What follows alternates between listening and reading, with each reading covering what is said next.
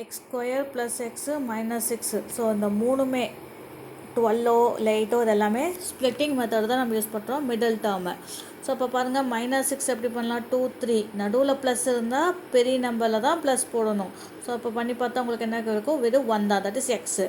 அப்போ X square -2x + 3x - 6, இது பாருங்கள் 12 -7 இருக்குது. அப்போ -3 -4 தான், ரெண்டையும் பண்ணோம்னா உங்களுக்கு -7 கிடைக்கும்.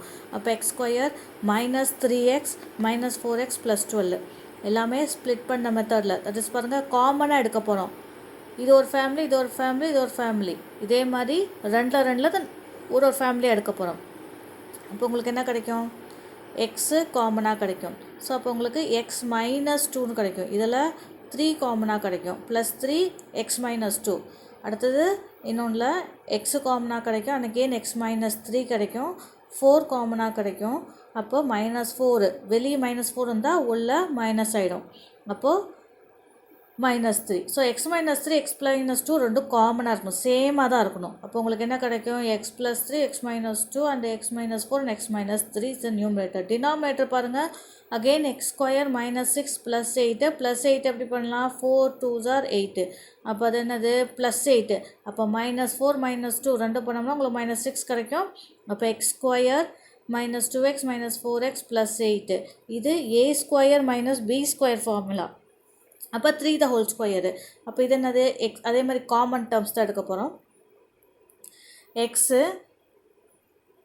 எக்ஸு காமனாக எடுத்தால் உங்களுக்கு என்ன கிடைக்கும், x - 2 கிடைக்கும். 4 காமனாக எடுத்தால் x - 2 கிடைக்கும். அதே மாதிரி இது எப்படி, a square - b square formula, that is a - b a + b formula use பண்ண போகிறோம். That is x - 3 and x + 3.